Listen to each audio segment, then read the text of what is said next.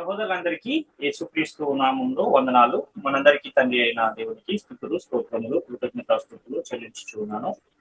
ప్రియులారా, మనము ప్రార్థన అనే శీర్షికలో కొన్ని విషయాలను ఇంతవరకు పరిశీలించాం. ఈరోజు అదే ప్రార్థన అనే శీర్షికలో పరలోక ప్రార్థన చేయవచ్చా చేయకూడదా అన్న అంశాన్ని మనం ఈరోజు పరిశీలించే ప్రయత్నం చేద్దాం. ఆనాడు యూదులకు ప్రభువు నేర్పిన మాదిరి ప్రార్థనను నేటి క్రైస్తవులమైన మనము కూడా యథాతథంగా చేయొచ్చా చేయకూడదా, ఒకవేళ చేయొచ్చు అంటే ఎందుకు చేయాలి, చేయకూడదు అంటే ఎందుకు చేయకూడదు అన్న ఈ విషయాలను ఈరోజు మనము పరిశీలన చేద్దాం. అయితే ఈ ప్రభువు నేర్పిన ప్రార్థననే పరలోక ప్రార్థన అని చాలా మంది దాన్ని పిలుస్తూ ఉంటారు. అదే విధంగా ఆ ప్రార్థన పరలోక ప్రార్థనగానే ప్రాచుర్యం పొందింది. అయితే పరలోక ప్రార్థన కంఠస్థం వచ్చిన వారు చాలా మంది ఉన్నారు. అంటే ఆ ప్రార్థన కంఠస్థం రాని వారు అసలు క్రైస్తవులే కాదు అన్నట్టుగా కొన్ని సంఘాలు మనకు కనపడతాయి. అయితే నేటి కాలంలో క్రైస్తవులుగా ఉన్న మనము దేవునికి చేయు ప్రార్థన విషయంలోనూ లేదా క్రీస్తు సంఘానికి ప్రార్థన విషయంలో ఇచ్చిన ఆజ్ఞల విషయంలోనూ ప్రస్తుతము దేవునికి ప్రార్థన ఎలా చేయాలి అనే ఈ విషయాలను ప్రతి క్రైస్తవుడు, ప్రతి విశ్వాసి జాగ్రత్తగా పరిశీలించి తెలుసుకోవాల్సిన అవసరం ఉంది. ఎందుకంటే మనము ఏ విధంగానైతే ప్రార్థన చేయమని పరిశుద్ధ గ్రంథం చెబుతుందో అలా చేస్తేనే అది తండ్రి వద్దకు వెళ్తుంది. ఒక లెటర్ మనం రాసినప్పుడు ఎలాగైతే సరైన అడ్రస్ దాని మీద రాస్తేనే అది ఎవరికైతే రాస్తున్నామో ఆ వ్యక్తి వద్దకు చేరుతుందో, అలాగే ప్రార్థన కూడా మనం ఎవరికి చేయాలి, ఎవరి నామంలో చేయాలి, ఎలా ప్రార్థన చేయాలి, మన ప్రార్థనలో ఏమేమి ఉండాలి అనే విషయాన్ని కూడా పరిశుద్ధ గ్రంథము చాలా స్పష్టంగా తెలియజేసింది మనకి ఇవ్వబడిన నూతన చట్టం. కాబట్టి అదంతా మనం తెలుసుకోవాల్సిన అవసరము ఎంతైనా ఉంది. అయితే ఈ ప్రార్థన అనేది ఎలా చేయాలి అనే విషయము అపోస్తులు, ప్రవక్తలు వేసిన పునాదిలో చాలా స్పష్టంగా వ్రాయబడింది. కానీ నేటి కాలంలో ఏం జరుగుతుందంటే రాయబడిన దానిని కూడా పరిశీలించలేని పరిస్థితుల్లో చాలా మంది ఉన్నారు. ప్రాముఖ్యంగా పౌలు గారు రాసిన పత్రికలలో పౌలు దేవునికి చేసిన ప్రార్థనలలో ఆయన చేసిన ప్రార్థన విధానాన్ని కనుక మనం పరిశీలన చేస్తే చాలా స్పష్టంగా సంఘం ఎలా ప్రార్థించాలి, ఒక విశ్వాసి దేవునికి ఎలా ప్రార్థించాలి అనే విషయము అర్థమవుతుంది. కానీ అంత పరిశీలించి దాన్ని తెలుసుకుని ప్రార్థన చేసేవారు చాలా తక్కువ మంది మనకు కనబడతారు. నేటి కాలంలో కనుక మనం క్రైస్తవులు చేసే ప్రార్థనలను మనం పరిశీలన చేస్తే సంఘానికి వెళ్ళినా లేదంటే ఏదైనా కూడికకు వెళ్ళినా ఎక్కడైనా ఏదైనా స్పెషల్ ప్రోగ్రామ్స్ ఏమన్నా ఉన్నా అక్కడికి వెళ్ళినప్పుడు చాలా మంది క్రైస్తవులమని చెప్పుకుంటున్న వారు ప్రార్థన అంతా అయిపోయిన తర్వాత ఆఖరి ప్రార్థన జరిగాక ఆ ఆఖరి ప్రార్థన అయిపోయిన తర్వాత ఈ పరలోక ప్రార్థన అనే దాన్ని అందరూ కలిసి చేయడం అనేది ఒక సంప్రదాయంగా, ఆనవాయితీగా మారిపోయింది. అంటే ఆఖరి ప్రార్థన అయిపోయిన వెంటనే అందరూ ఆమెన్ అనేస్తారు. ఆమెన్ అంటే ఏంటి? అందరూ ఆయన చేసిన ప్రార్థనను మేము ఏకీభవిస్తున్నాము అని చెప్పిన తర్వాత మరలా ఏం చేస్తారంటే వెంటనే యేసుక్రీస్తు వారు శిష్యులకు నేర్పిన ఆ ప్రార్థనను పరలోకమందున్న మా తండ్రి నీ నామము పరిశుద్ధపరచబడును గాక, నీ రాజ్యము వచ్చును గాక అని ఏదైతే మత్తయి సువార్త 6వ అధ్యాయంలో యేసుక్రీస్తు వారు శిష్యులకు ప్రార్థనను నేర్పించారో ఆ ప్రార్థనను అందరూ కలిసి చేయడం అనేది ఒకటి ప్రారంభమైంది. ఎప్పుడు ప్రారంభమైంది అనేది తెలియదు, కానీ ప్రారంభం అయిపోయి అది అలా కొనసాగుతూ ఉంది నేటికి కూడా. అయితే ఈ ప్రభువు యూదులకు నేర్పిన ప్రార్థనను నేటి కాలంలో క్రైస్తవులుగా ఉన్నవారు చాలా విరివిగా ఎక్కడ కూడుకున్నా అది ఎలాంటి కూడికైనా సరే తప్పనిసరిగా దాన్ని అందరూ కలిసి చేయడం అనేది జరుగుతూ వస్తుంది. అయితే ఈ ఆఖరి ప్రార్థన తర్వాత మరలా పరలోక ప్రార్థన అనేది చేయవలసిన అవసరం అసలు ఉందా లేదా, అది చేయటం ద్వారా మనకి ఏమైనా లాభం ఉందా, ఈ విషయాలన్నీ కూడా మనము ఈరోజు పరిశీలించే ప్రయత్నం చేద్దాం. అయితే చాలా మందికి రోజువారీ పనులు ఎలాగైతే చేసుకోవడం అలవాటైపోయిందో, పొద్దున్న లేవగానే ప్రతి ఒక్కరు కూడా లేవగానే కొన్ని తప్పనిసరిగా చేయవలసిన పనులుగా కొన్నింటిని పెట్టుకుంటారు. కొంతమంది లేవగానే మొహం కడుక్కుని జాగింగ్కి వెళ్ళేవారు ఉంటారు, కొంతమంది ఏమో యోగా చేసుకునే వాళ్ళు ఉంటారు, ఇంకా కొంతమంది లేవగానే టీ తాగేసి పేపర్ చదివే వాళ్ళు ఉంటారు. ఇలా తప్పనిసరిగా ఏదేమైనా అది మాత్రం జరగాలి కంపల్సరిగా. అలా పెట్టుకుని ఆ పనులను ఎలాగైతే చేసుకుంటారో అదే విధంగా ఈ పరలోక ప్రార్థనను కూడా అదే విధంగా అలవాటుగా దానిని తప్పనిసరిగా చేసే ఒక పరిస్థితి అనేక సంఘాలలో నేటి కాలంలో కనబడుతుంది. ఎందుకు వీళ్ళు ఇలా చేస్తున్నారు అంటే వీళ్ళకు ప్రార్థనను గురించిన సరైన అవగాహన లేదు. ఎవరికి ప్రార్థన చేయాలి, ఎలా ప్రార్థన చేయాలి, ఎవరి నామంలో ప్రార్థన చేయాలి అన్న విషయాలు వీరికి అర్థం కాలేదు. ఇవన్నీ చాలా స్పష్టంగా పరిశుద్ధ గ్రంథంలో వ్రాయబడి ఉన్నా కూడా వాటిని వాళ్ళు పరిశీలించలేక, పరిశోధించలేక, ఎవరో ఎప్పుడో చేసిన దాన్ని, ఎక్కడో విన్న దాన్ని అలా తీసుకొచ్చి వాళ్ళు కూడా నేటి కాలంలో అనుసరిస్తున్న పరిస్థితులే ఎక్కువగా మనకు కనబడుతుంది.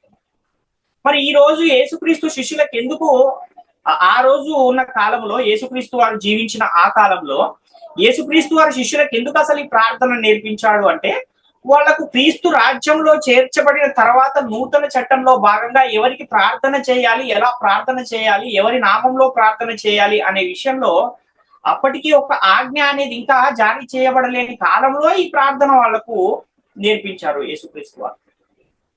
ఇప్పుడంటే ప్రార్థన ఎవరికి చేయాలి, ఎవరి నామంలో చేయాలి, మన ప్రార్థనలో మనము ఏవేవి అడగాలి, ఎలాంటి వాటిని అడిగితే దేవుడు మనకు వాటిని అనుగ్రహిస్తాడు, మనం ఏదైతే ప్రార్థించామో వాటిని పొందుకోవాలంటే మన జీవితం ఎలా ఉండాలి అన్న విషయాలు నేటి కాలంలో అయితే వ్రాయబడి ఉన్నాయి. కానీ అప్పటికి ఇంకా ఈ నూతన చట్టం అనేది సిద్ధపరచబడి లేదు కనుక వారికి ఆ కాలములో యేసుక్రీస్తు వారు ఆ పరలోకంలో ఉన్న పరలోకమందున్న మా తండ్రి, నీ రాజ్యము వచ్చునుగాక, నీ నామం పరిశుద్ధపరచబడును గాక అన్న ఈ ప్రార్థనను వారికి నేర్పించారు. ఎందుకంటే కొత్త నిబంధన అనేది అప్పటికి ఇంకా సిద్ధపరచబడలేదు, నూతన చట్టం అనేది ఇంకా సిద్ధపరచబడలేదు. ఆ కాలంలో యేసుక్రీస్తు వారు ఆ ప్రార్థనను నేర్పించారు. కాబట్టి నేటి కాలంలో మనకు అవన్నీ ఎలా తెలుస్తాయి అంటే, అపోస్తలులు ప్రవక్తలు వేసిన పునాది అయిన నూతన నిబంధన లేదా నూతన చట్టము అది ఎక్కడైతే వ్రాయబడి ఉందో, నూతన చట్టము అనేది పరిశుద్ధ గ్రంథంలో, అక్కడి నుంచి మనము దాన్ని పరిశీలించుకుంటూ ప్రతి దినము దాన్ని పరిశోధించి తెలుసుకుంటే ఇవన్నీ మనకు అర్థమవుతాయి. అప్పుడు మనము ఏదైతే నూతన చట్టంలో వ్రాయబడి ఉందో ఆ వ్రాయబడిన ఆజ్ఞల ప్రకారంగా మన ప్రార్థనను మనం చేసుకోగలుగుతాం. అప్పుడు అది దేవుని సన్నిధికి చేరుతుంది. యేసుక్రీస్తు శిష్యులకు నేర్పిన ప్రార్థన ఆల్రెడీ ప్రార్థన చేసిన తర్వాత చివరగా మళ్ళీ నేను నేర్పిన ఈ ప్రార్థనను మీరు చేయండి అని ఎక్కడైనా యేసుక్రీస్తు వారు చెప్పిన సందర్భాలు ఏమైనా కనపడతాయంటే ఇక్కడ కూడా లేవు. శిష్యులు కూడా మేము ప్రార్థన చేసేసాం ప్రభు అని చెప్పిన తర్వాత ఇది కూడా మీరు చేయండి అని చెప్పాడా ఎక్కడైనా అంటే అది అలా చెప్పిన సందర్భం కూడా ఎక్కడ లేదు. మరి ఎందుకు ప్రార్థన విషయంలో మీరు ఇలాగూ ప్రార్థన చేయుడి అని యేసుక్రీస్తు వారు శిష్యులకు నేర్పించాడు అంటే, ఆ సమయానికి వారికి ప్రార్థన చేయటం రాదు గనుక నేర్పించాడు. ఎందుకు అనంటే వాళ్ళు ఏమైనా ధర్మశాస్త్రాన్ని అప్పటికే తెలుసుకున్నవారా అంటే కాదు. వారు విద్య లేని పామరులు, చాలా మంది జాలరులుగా ఉన్నవారు, వేరే పనులు చేసుకుంటున్న వారినే యేసుక్రీస్తు వారు ఆ కాలంలో శిష్యులుగా నియమించుకున్నాడు. కాబట్టి వారికి ప్రార్థన చేయటం తెలియదు కనుక వాళ్ళకి యేసుక్రీస్తు వారు ప్రార్థన ఎలా చేయాలి అన్న విషయాన్ని తెలియజేసిన సందర్భం మనకు అక్కడ కనబడుతుంది.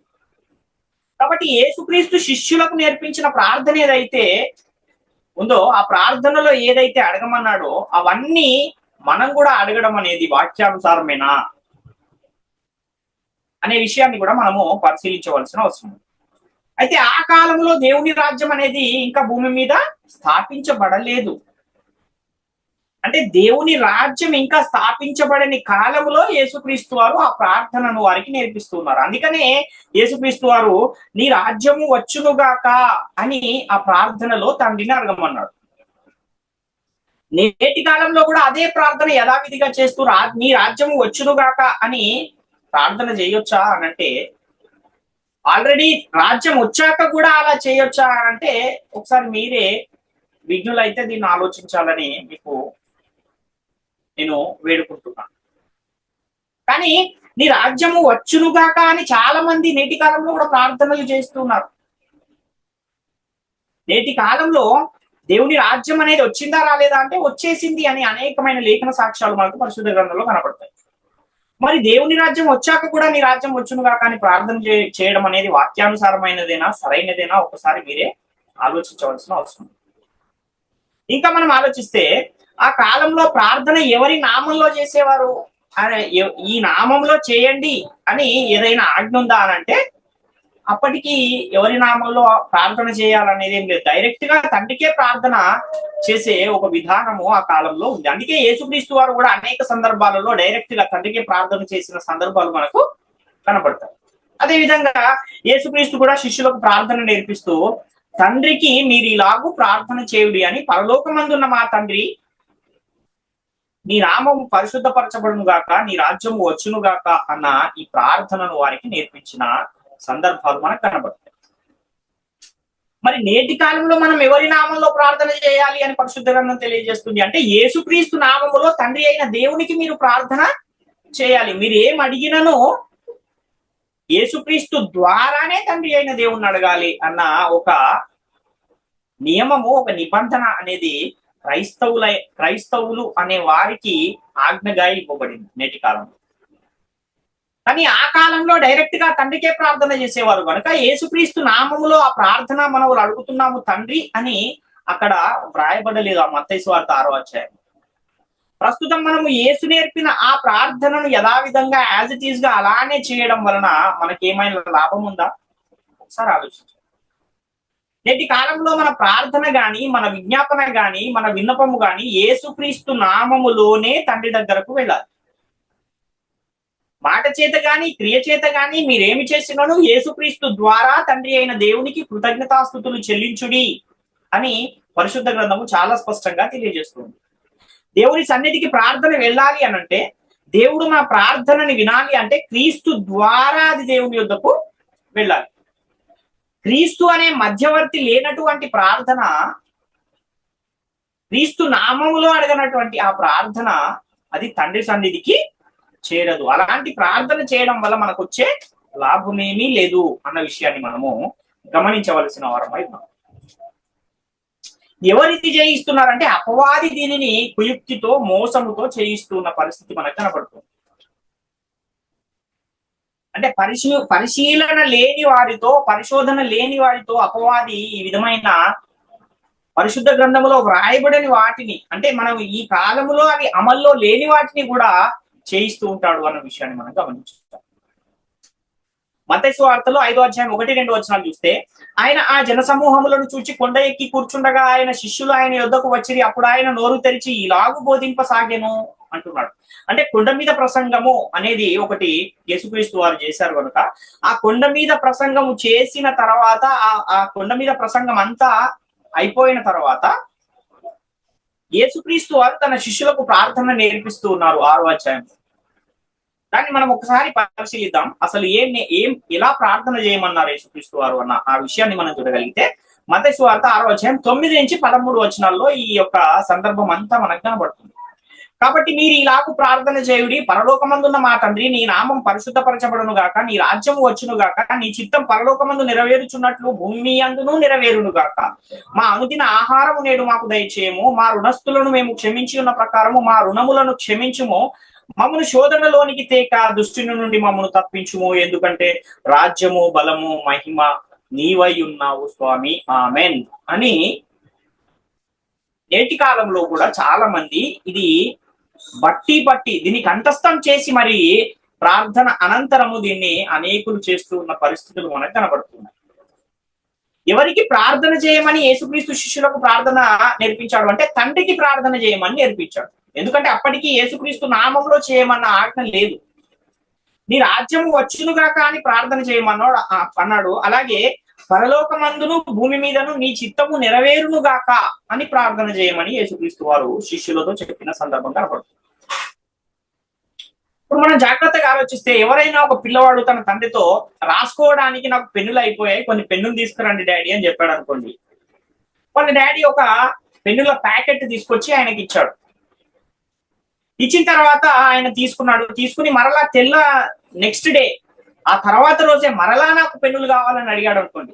అదేంటి, నిన్నే కదా ప్యాకెట్ తెచ్చిచ్చాను అని అడుగుతాం కదా. కాబట్టి ఈ పెన్ను తెచ్చాక కూడా నాకు పెన్ను కావాలి అని అడిగేలాగా నేటి కాలంలో ఈ పరలోక ప్రార్థన చేసే వారి పరిస్థితి కూడా ఉంది అన్న విషయాన్ని మనం గమనించాలి. అంటే రాజ్యం వచ్చేసిన తర్వాత కూడా నీ రాజ్యము వచ్చునుగాక అని చేసే ప్రార్థన అది ఎంతవరకు వాక్యానుసారమైనదో ఒకసారి మీరే గమనించాలి. యేసుక్రీస్తు వారు శిష్యులకు ప్రార్థన నేర్పే సమయానికి తండ్రికే ప్రార్థన చేసే వీలుంది. ఏ నామంలో చేయాలి అంటే అప్పటికి డైరెక్ట్ గా తండ్రికే ప్రార్థన చేయాలని తప్ప ఏ నామంలో చేయాలనేది ఆజ్ఞగా లేని కాలం. కానీ నేటి కాలంలో ప్రార్థన చేయాలంటే మధ్యవర్తి అయిన యేసుక్రీస్తు నామములో తండ్రి అయిన దేవునికి ప్రార్థన చేయాలన్నా, విజ్ఞాపన చేయాలన్నా, యాచన చేయాలన్నా, మన మనవులు అర్పించాలన్నా యేసుక్రీస్తు నామములో తండ్రి అయిన దేవునికి సమస్తమును చేయుడి అని చెప్తుంది. దేవుని రాజ్యము రాకమునుపు నీ రాజ్యము వచ్చునుగాక అని ప్రార్థన చేయమన్నాడు. రాజ్యం వచ్చేసిన తర్వాత ఆ రాజ్యంలో మనం చేర్చబడిన తర్వాత కూడా ఆ రాజ్య నివాసులముగా మనం మారిపోయిన తర్వాత కూడా నీ రాజ్యం వచ్చునుగాక అని ప్రార్థన చేయడం అనేది అది ఎంత మాత్రము వాక్యానుసారమైన సంగతి కాదు అన్న విషయాన్ని ప్రతి ఒక్కరు కూడా గమనించవలసిన అవసరం. నీ చిత్తము పరలోకమందు నెరవేరునట్లు భూమి అందును నెరవేరునుగాక అంటున్నాడు. ఈ విషయాన్ని కూడా మనం ఆలోచిస్తే పరలోకములో ఉన్న రాజ్యమే భూమి మీద కూడా ఉంది. పరలోకంలో ఉన్న వారికి ఎవరైతే ప్రభువో భూమి మీద ఉన్న వారికి కూడా ఆయనే ప్రభువు. కాబట్టి పరలోకంలో ఉన్నవారు ఎవరి చిత్తం అయితే జరిగించాలో భూమి మీద ఉన్నవారు కూడా వారి చిత్తాన్నే జరిగించాలి అన్న విషయాన్ని గమనించాలి. అంటే నువ్వు చిత్తాన్ని జరిగించేవాడిగా ఉన్నావా, లేకపోతే నీ చిత్తము నెరవేరునుగాక అని కేవలం ఆ ప్రార్థనను ప్రతి వారము లేదా ఎక్కడ కూడిక జరిగినా అక్కడ దాన్ని నోటితో పలకడం వరకే ఉన్నావా అన్న విషయాన్ని కూడా ఆలోచించవలసిన అవసరం. నేటి కాలంలో క్రైస్తవులు అనేవారు ఎలా ఉండాలి అంటే దేవుని చిత్తాన్నే జరిగించే వారంగా ఉండాలి తప్ప మన చిత్తాన్ని మనం నెరవేర్చుకోవటానికి మనము లేము అన్న విషయాన్ని గమనించాలి. కాబట్టి దేవుని చిత్తాన్ని కనుక మనం నెరవేరిస్తే పరలోకంలో ఎలాగైతే తండ్రి చిత్తం నెరవేరుతుందో భూమి మీద కూడా దేవుని చిత్తము తండ్రి చిత్తము నెరవేరుతుంది.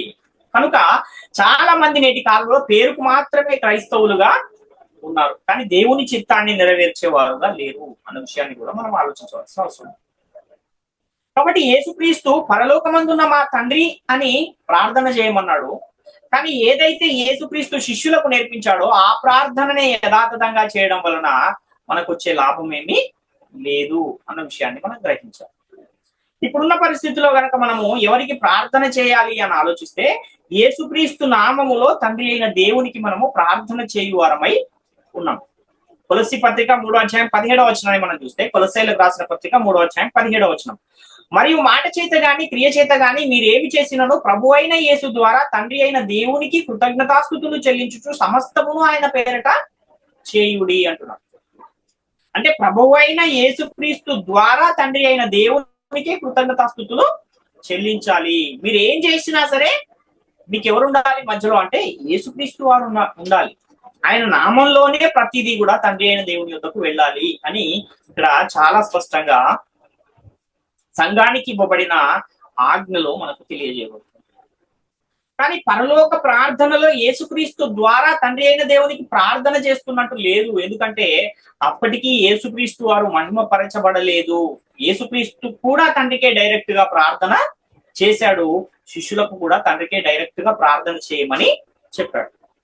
కానీ ఇప్పుడు డైరెక్ట్ గా మనం తండ్రికి ప్రార్థన చేసే కాలంలో మనం లేము కాబట్టి ఆ ప్రార్థన ఇప్పుడు యాజ్ ఇట్ ఈజ్ గా అలానే చేయకూడదు అన్న విషయాన్ని గమనించాలి.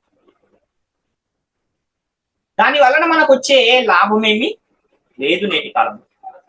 కాబట్టి ఏది చేసినా యేసుక్రీస్తు పేరటనే ఎల్లప్పుడూ దేవునికి కృతజ్ఞతాస్తుతులు చెల్లించవలసిన అవసరం ఉంది. ఎఫెసీలకు రాసిన పత్రిక 5:20 మనం చూస్తే మన ప్రభు అయిన యేసుక్రీస్తు పేరట సమస్తమును గూర్చి తండ్రి అయిన దేవునికి ఎల్లప్పుడూ కృతజ్ఞతాస్తుతులు చెల్లించుచు అని ఇక్కడ చూస్తున్నాం.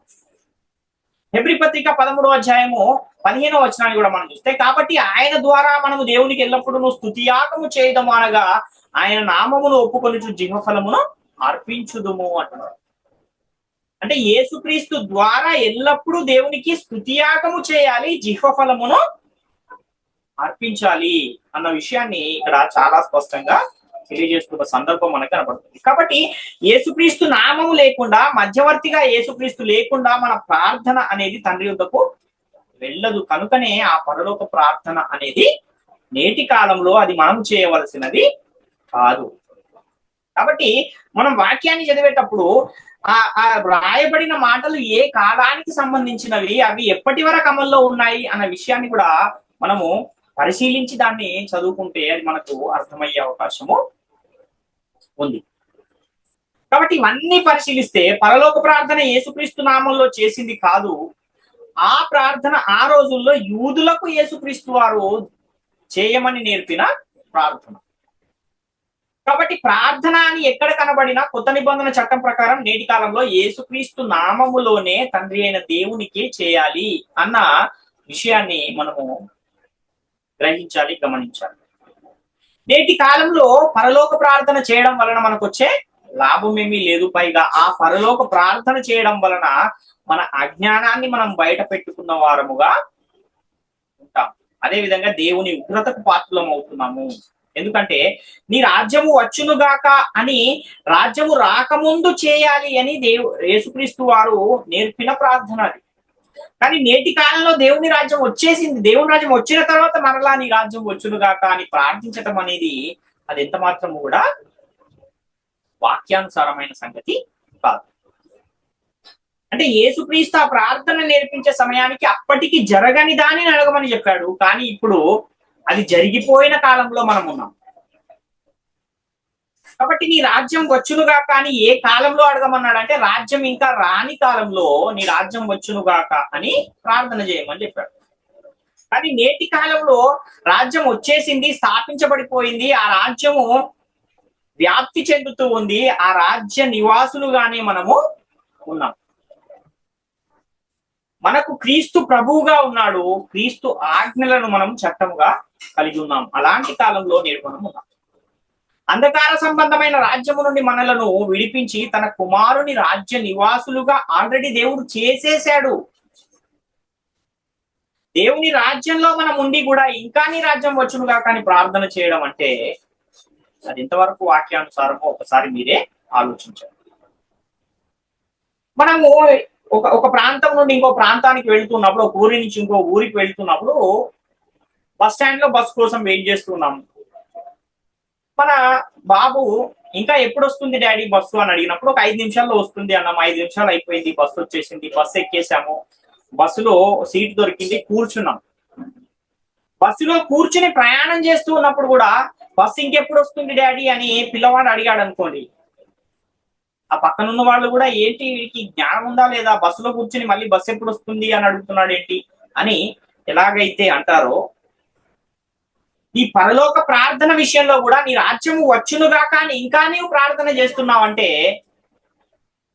ఆ బస్సు ఎక్కిన తర్వాత కూడా బస్సు ఎప్పుడు వస్తుంది అని అడిగిన పిల్లవాని వలె నీ యొక్క పరిస్థితి ఉంది అన్న విషయాన్ని ఒకసారి గమనించాలి. కాబట్టి మనము ఎలా ఉండాలంటే జ్ఞానానుసారమైన ప్రవర్తన గలవారముగా మనం ఉండాలి. రోమీలకు రాసిన పత్రికలో 10వ అధ్యాయం 1వ వచనంలో కూడా పౌలు గారు ఇశ్రాయేలీయులను గురించి మాట్లాడిన మాట అక్కడ ఒకటి కనబడుతుంది. ఇశ్రాయేలీయులు రక్షణ పొందవలెనని నా హృదయాభిలాషయు దేవునికి నేను చేయు ప్రార్థనయు నై ఉన్నది. వారు దేవుని యందు ఆసక్తి గలవారని నేను వారిని గూర్చి సాక్ష్యం ఇచ్చుచున్నాను, అయినను వారి ఆసక్తి జ్ఞానానుసారమైనది కాదు అని పౌలు గారు అక్కడ తెలియజేస్తున్నారు. అంటే ఆసక్తి ఉంటే సరిపోదు, అది ఎలా ఉండాలంటే జ్ఞానానుసారమైన ఆసక్తి అయి ఉండాలి. అప్పుడే అది మనకేమైనా ప్రయోజనాన్ని చేకూరుస్తుంది. కాబట్టి నేటి కాలంలో కూడా పరలోక ప్రార్థన చేయించడం అనేది అపవాది యొక్క కుయుక్తి. కనుక ఇప్పటికైనా వాక్యాన్ని పరిశీలించి మీరు ఇంకా పరలోక ప్రార్థన ఒకవేళ చేస్తూ ఉంటే అది నేటి కాలంలో అవసరం లేదు అన్న విషయాన్ని గమనించవలసినదిగా మిమ్మల్ని వేడుకొంచుకున్నాం. మత్తయి సువార్త 6వ అధ్యాయం 10వ వచనంలో ఆ మాటను మనం ఒకసారి ఆలోచిస్తే, నీ రాజ్యము వచ్చును గాక, నీ చిత్తము పరలోకమందు నెరవేరుచున్నట్లు భూమి యందును నెరవేరును గాక అంటున్నాడు. అంటే నీ రాజ్యము వచ్చును గాక అని రాజ్యము రాకముందు ప్రార్థన చేయమన్నాడు. మరి ఇప్పుడు దేవుని రాజ్యం వచ్చిందా రాలేదా అంటే వచ్చేసింది. వచ్చాక కూడా అలా ప్రార్థన చేయొచ్చా అంటే చేయకూడదు. ఎప్పుడు వచ్చింది దేవుని రాజ్యం అంటే యేసుక్రీస్తు మృతులలో నుండి తిరిగి లేపబడగానే దేవుని రాజ్యం అనేది స్థాపించబడిపోయింది. యేసుక్రీస్తు రాజుగా నియమింపబడ్డాడు ఆ రాజ్యానికి. ఆ రాజ్యంలోనే ప్రజగా మనము ఉన్నాం. మత్తయి సువార్త 28:18 మనం చూస్తే, అయితే యేసు వారి యుద్ధకు వచ్చి పరలోకమందును భూమి మీదను నాకు సర్వాధికారం ఇవ్వబడి ఉన్నది అంటున్నాడు. అంటే అప్పటి వరకు సర్వాధికారం ఇవ్వబడి లేదా అంటే లేదు. యేసుక్రీస్తు వారి యుద్ధకు వచ్చిన అపవాది ఏమంటున్నాడు? ఈ లోకమంతా నాకు అప్పగింపబడి ఉన్నది అని చెప్పిన ఒక సందర్భం మనకు మత్తయి సువార్త 4వ అధ్యాయంలో కనబడుతుంది. అందుకే అంధకార సంబంధమైన రాజ్యము నుండి మిమ్మును విడుదల చేసి తన కుమారుని రాజ్య నివాసులనుగా మిమ్మును దేవుడు చేసి ఉన్నాడు అంటున్నాడంటే, అప్పటి వరకు అపవాదికి అధికారం ఉంది. కానీ ఎప్పుడైతే యేసుక్రీస్తు వారు మృతులలో నుండి తిరిగి లేపబడ్డారో అప్పుడు ఆ సర్వ అధికారము కూడా ఎవరికి ఇవ్వబడింది అంటే యేసుక్రీస్తు వారికి ఇవ్వబడింది అన్న విషయాన్ని మనం గమనించాలి. దేవుని రాజ్యం అనేది స్థాపించబడింది కనుకనే 3 లోకాల మీద సర్వాధికారి అయి యేసుక్రీస్తు ప్రభువుగా ఆయన నియమింపబడ్డాడు. అందరికంటే పైనామము ఆయనకి ఇవ్వబడి ఉంది. కాబట్టి ఇప్పుడున్న పరిస్థితుల్లో యేసుక్రీస్తు ఏం చేస్తున్నాడంటే రాజ్య పరిపాలన చేస్తున్నాడు. రెండవసారి వచ్చినప్పుడు తండ్రి అయిన దేవునికి తన రాజ్యాన్ని అప్పగిస్తాడు అని కూడా పరిశుద్ధ గ్రంథం తెలియజేస్తూ ఉంది. ఫిలిప్పీలకు రాసిన పత్రిక 2:9-11 మనం చూస్తే, అందుచేతను పరలోకమందున్న వారిలో గాని భూమి మీద ఉన్న వారిలో గాని భూమి క్రింద ఉన్న వారిలో గాని ప్రతి వాని మోకాలును యేసు నామమున వంగునట్లును ప్రతి వాని నాలుకయు తండ్రి అయిన దేవుని మహిమార్థమై యేసుక్రీస్తు ప్రభు అని ఒప్పుకొనున్నట్లును దేవుడు ఆయనను అధికముగా హెచ్చించి ప్రతి నామమునకు పైనామమును ఆయనకు అనుగ్రహించెను అని ఇక్కడ చూస్తున్నాం. అంటే పరలోకమందు మరియు భూమి మీద భూమి క్రింద అంటే ఈ 3 లోకాలలో ఉన్నవారు కూడా యేసుక్రీస్తుని ఏమని ఒప్పుకోవాలి? ప్రభువు అని ఒప్పుకోవాలి. యేసుక్రీస్తును ప్రభువు అని ఒప్పుకుంటే ఏం జరిగినట్టు అని అంటే దేవుని రాజ్యము లేక క్రీస్తు రాజ్యం అనేది వచ్చేసింది. ఆ రాజ్యములోనే నేనున్నాను, నాకు ప్రభువుగా యేసుక్రీస్తు వారు ఉన్నారు అని మనము ఒప్పుకుంటున్నట్టు అన్న విషయాన్ని మనం గమనించాలి. కానీ నీ రాజ్యము వచ్చునుగాక అని ఆఖరి ప్రార్థన తర్వాత మరలా నీవు దాన్ని నీ నోటితో దాన్ని పలుకుతున్నావు అంటే దేవుని రాజ్యం ఇంకా రాలేదు అని నీవు అంటున్నట్టే కదా. ఒకసారి ఆలోచించాలి. యేసుక్రీస్తును ప్రభు అని నీవు ఒప్పుకోవట్లేదు. ఒకవేళ నీవు నీ రాజ్యం వచ్చును కాక అంటున్నావు అంటే ఇంకా ఇప్పటికీ యేసుక్రీస్తు రాజ్యం అనేది రాలేదు, భవిష్యత్తులో రాబోతుంది. అందుకే నీ రాజ్యము వచ్చునుగాక అన్న ప్రార్థన నీవు చేస్తున్నావు అంటే క్రీస్తును ప్రభువుగా నీ హృదయంలో ఇంకా ప్రతిష్ఠించుకోలేదు. ఇప్పుడు నీవు చేయు ప్రార్థనలో నీ రాజ్యము విస్తరించునుగాక, నీ రాజ్యము వ్యాప్తి చెందునుగాక అని చేయాలి. అది సరైన ప్రార్థన, అది వాక్యానుసారమైన ప్రార్థన. ఎఫెసీ పత్రిక 1:20-21 చూస్తే, ఆయన ఆ బలాతిశయము చేత క్రీస్తును మృతులలో నుండి లేపి సమస్తమైన ఆధిపత్యము కంటేను అధికారము కంటేను శక్తి కంటేను ప్రభుత్వము కంటేను ఈ యుగమునందు మాత్రమే గాక రాబో యుగమునందును పేరు పొందిన ప్రతి నామము కంటేను ఎంతో హెచ్చుగా పరలోకమునందు ఆయనను తన కుడి పార్శ్వమున కూర్చుండబెట్టుకుని ఉన్నాడు.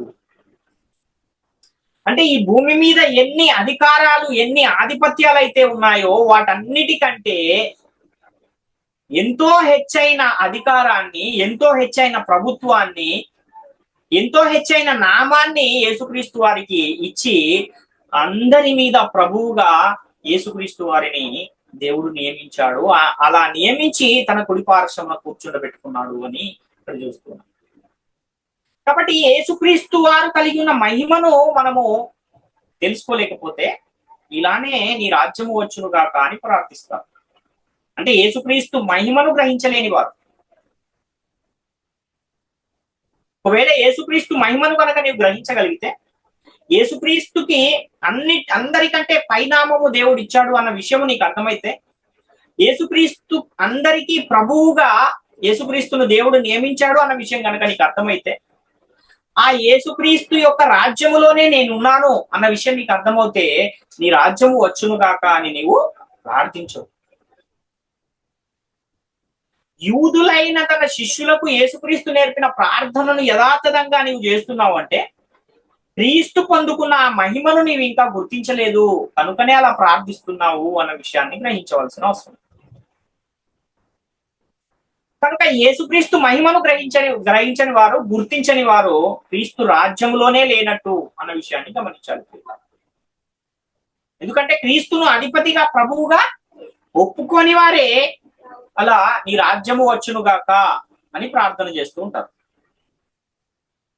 కాబట్టి ఎవరైనా అసలు ఒక విశ్వాసిగా మారాలన్నా, క్రైస్తవునిగా మారాలన్నా మొట్టమొదటి మెట్టు ఏదైనా ఉందా అంటే అది బాప్తిస్మము తీసుకోవడం. ఆ బాప్తిస్మం తీసుకునేటప్పుడు దేనిని నమ్మి బాప్తిస్మం పొందాలంటే యేసుక్రీస్తును ప్రభు అని ఒప్పుకోవాలి.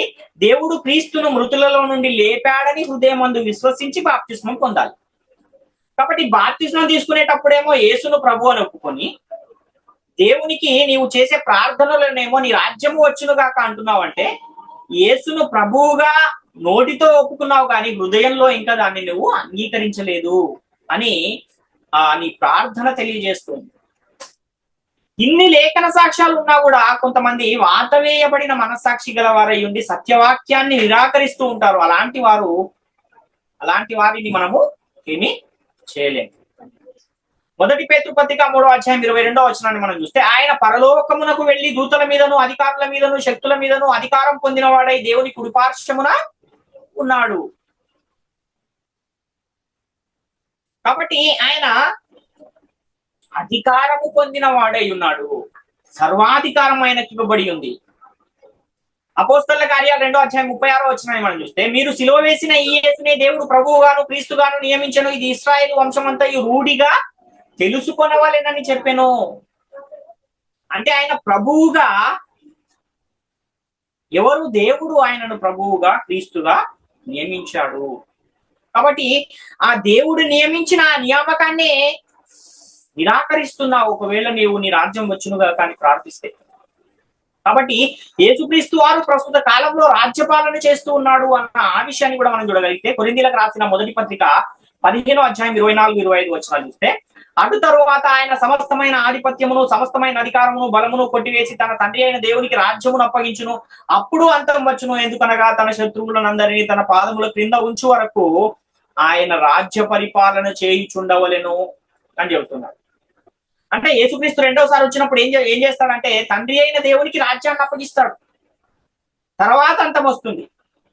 అంటే యేసుక్రీస్తు రెండవసారి లోకానికి వచ్చేంత వరకు కూడా ఆయన ఏం చేస్తూ ఉండాలి అంటే రాజ్య పరిపాలన చేయుచుండవలెను అని ఇక్కడ మనకు లేఖనం కనబడుతుంది. కాబట్టి ఇప్పుడు ఆయన ఏం చేస్తున్నాడు ప్రస్తుతం అంటే రాజ్యపాలన చేస్తూ ఉన్నాడు. ఏదైతే పాలన చేస్తున్నాడో ఆ రాజ్యానికి ఆయన ప్రభువుగా ఉన్నాడు, రాజుగా ఉన్నాడు. ఆ రాజ్యంలోనే మనము ప్రజలుగా ఉన్నాము. ఏదైతే ఆ రాజు యేసుక్రీస్తు అనే ఆ ప్రభువు ద్వారా నియమించబడిన చట్టాన్ని మనము అనుసరించవలసిన వారమై ఉన్నాం. కాబట్టి ఆల్రెడీ ఆయన రాజ్యపాలన చేస్తున్నాడు అని బైబిల్ గ్రంథం చెబుతుంటే మీ రాజ్యం వచ్చునుగాక అని ప్రార్థన చేయడం అంటే మరొకసారి మీరే ఈ వాక్యాలన్నీ పరిశీలించాక మిమ్మల్ని మీరు ఒకసారి మీరు ఆత్మవిమర్శ చేసుకోవాల్సిన అవసరం.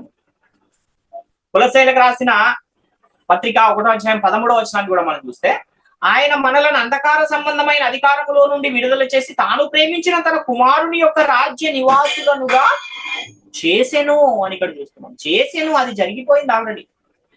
మనల్ని తన కుమారుని యొక్క రాజ్య నివాసులనుగా చేసెను అంటే రాజ్యం వచ్చేసినట్ట రానట్ట ఒకసారి ఆలోచించండి. దేవుడు మనలను క్రీస్తు యొక్క రాజ్య నివాసులనుగా చేశాడు. యేసుక్రీస్తు శిష్యులకు ఆ ప్రార్థన నేర్పించే సమయానికి రాజ్యము రాలేదు కనుకనే నీ రాజ్యం వచ్చునుగాక అని ప్రార్థన చేయమన్నాడు. కానీ నేటి కాలంలో యేసుక్రీస్తు రాజ్యం అనేది వచ్చేసింది. ఆ రాజ్యంలోనే మనం ఉన్నాము కనుక నీ రాజ్యము వచ్చునుగాక అని నేటి కాలంలో ప్రార్థన చేయకూడదు అన్న విషయాన్ని మనం గమనించాం. ప్రకటన గ్రంథం 1వ అధ్యాయం 6వ వచనాన్ని మనం చూస్తే, మనలను ప్రేమించు తన రక్తము వలన మన పాపముల నుండి మనలను విడిపించిన వానికి మహిమయు ప్రభావమును యుగయుగములు కలుగునుగాక. ఆయన మనలను తండ్రియగు దేవునికి ఒక రాజ్యముగాను యాజకులను గాను చేసెను. ఆయన అంటే యేసుక్రీస్తు ఏం చేశాడంట మనలని తండ్రి అయిన దేవునికి ఒక రాజ్యముగాను యాజకులను గాను చేశాడు. అంటే మనం తండ్రి అయిన దేవుని రాజ్యములో ఉన్నాం ఇప్పుడు అన్న విషయాన్ని ఇక్కడ యేసుక్రీస్తు వారు తెలియజేస్తున్నారు. ప్రకటన గ్రంథం 1:9 కూడా చూస్తే, మీ సహోదరుడును యేసును బట్టి కలుగు శ్రమలోను రాజ్యములోను సహనములోను పాలివాడునైన యోహాను అను నేను దేవుని వాక్యము నిమిత్తమును యేసును కూర్చిన సాక్ష్యము నిమిత్తమును పద్మాసు ద్వీపమున అరవాసినైతిని అంటున్నాడు. అంటే యోహాను ఏమంటున్నాడు? యేసును బట్టి కలుగు శ్రమలోను రాజ్యములోను సహనములోను పాలివాడను అంటున్నాడు. అంటే యేసు క్రీస్తు యొక్క రాజ్యములో నేను పాలివాడను అని ఆయన చెబుతున్నాడు. కాబట్టి యేసుక్రీస్తు అందరికీ ప్రభువు అని కూడా లేఖనం చెబుతుంది కనుక యేసుక్రీస్తు ప్రభువుగా ఉన్న ఆ రాజ్యంలోనే మనం కూడా ఉన్నాము అన్న విషయాన్ని మనం గమనించుకోవడమై ఉన్నాం. ఇంకా మనం ఆలోచిస్తే, నీ చిత్తము పరలోకమందు నెరవేరునట్లు భూమి మీదను నెరవేరును గాక అని వ్రాయబడిన ఆ మాటను కూడా మనం చూస్తే, ఎవరు నెరవేర్చాలి ఆయన చిత్తాన్ని అంటే మనమే ఆయన చిత్తాన్ని నెరవేర్చువారమై ఉన్నాం. మనము నెరవేర్చాలా లేక నీ చిత్తము నెరవేరునుగాక అని మనము దాన్ని ఆ వ్రాయబడిన మాటను చదివే వారంగా ఉండాలా? ఒకసారి ఆలోచించాలి. 1 పేతురు పత్రిక 3:15 దేవుని చిత్తాన్ని మనం చేయాలంటే ఎవరిని ప్రభువుగా మన హృదయాలలో ప్రతిష్ఠించుకోవాలి అంటే యేసుక్రీస్తును ప్రభువుగా మీ హృదయముల యందు ప్రతిష్ఠించుకొనుడి అని 1 పేతురు పత్రిక 3:15 తెలియజేస్తుంది. నిర్మలమైన మనస్సాక్షి గల వారై మీలో ఉన్న నిరీక్షణను గూర్చి మిమ్మును హేతు అడుగు ప్రతి వానికి సాత్వికంతో భయముతోను సమాధానము చెప్పుటకు ఎల్లప్పుడు సిద్ధముగా ఉండి మీ హృదయముల యందు క్రీస్తును ప్రభువుగా ప్రతిష్ఠించుకొనుడి. అలాగే క్రీస్తు వాక్యాన్ని అంటే చట్టాన్ని మనం ఎక్కడ ఉంచుకోవాలంటే హృదయములలో నివసింపనీయాలి. కొలస్సీ పత్రిక 3:15-16 చూస్తే, క్రీస్తు అనుగ్రహించు సమాధానము మీ హృదయములలో ఏలుచుండనీయుడి, ఇందుకొరకే మీరొక్క శరీరముగా పిలువబడుతుంది మరియు కృతజ్ఞులై ఉండుడి, సంగీతములతోనూ కీర్తనలతోనూ ఆత్మ సంబంధమైన పద్యములతోనూ ఒకరికొకరు బోధించుచు బుద్ధి చెప్పుచు కృపాసహితముగా మీ హృదయములలో దేవుని గురించి గానము చేయుచు సమస్త విధములైన జ్ఞానముతో క్రీస్తు వాక్యము మీలో సమృద్ధిగా నివసింపనీయుడి అంటున్నాడు. కాబట్టి దేవుని రాజ్యం అంటే అది భౌతిక సంబంధమైన రాజ్యము కాదు. దేవుని రాజ్యం అనేది హృదయాల నేలే రాజ్యము. కనుకనే ఆ దేవుని యొక్క ఏదైతే రాజ్యం ఉందో ఆ రాజ్యములో నివాసం ఉంటున్న మనము క్రీస్తు వాక్యమును అనగా చట్టమును మన హృదయాలలో నివసింపనించుకోవాలి. అప్పుడే మనము దేవుని సన్నిధికి మనం చేసే ప్రార్థన అనేది వెళ్తుంది. కాబట్టి ఈ విషయాలు ఏవి తెలుసుకోకుండా నీ రాజ్యం వచ్చునుగా కానీ ప్రార్థన చేస్తే ఆల్రెడీ వచ్చిన రాజ్యాన్ని రాలేదని యేసుక్రీస్తును ప్రభు అని ఒప్పుకోవట్లేదు అని మీరు గమనించాలి. ఒకవేళ యేసుక్రీస్తును ప్రభువుగా ఒప్పుకోకపోతే అలాంటి వారికి ఏం లేదంటే రక్షణే లేదు. ఎవరైనా రక్షింపబడాలంటే యేసుక్రీస్తును ప్రభు అని నీ నోటితో ఒప్పుకోవాలి అన్న ఆజ్ఞ మనకి ఇవ్వబడిన తర్వాత నీ రాజ్యం వచ్చునుగాక అని నీవు అంటున్నావంటే ఆయనను ప్రభువుగా నీవు ఒప్పుకోవట్లేదు. ఒప్పుకోకపోతే నీకు నిత్యజీవం లేదు. నిత్యజీవం లేకపోతే పరలోక ప్రవేశం కూడా లేదు అన్న విషయాన్ని గమనించాలి.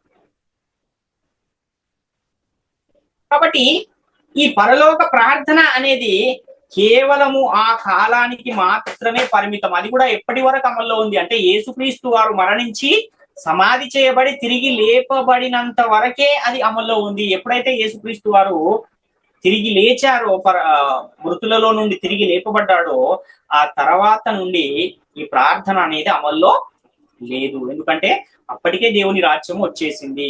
దేవుని రాజ్యం వచ్చిన తర్వాత బాప్తిస్మం ఎవరైతే పొందుతున్నారో యేసుక్రీస్తును ప్రభువుగా ఒప్పుకుని దేవుడు ఆయనను మృతులలో నుండి లేపాడని విశ్వసించి యేసుక్రీస్తు నామములో ఎవరైతే బాప్తిస్మం పొందుతూ ఉన్నారో వాళ్ళందరూ కూడా దేవుని రాజ్యములో క్రీస్తు రాజ్యంలో చేర్చబడుతూ ఉన్నారు.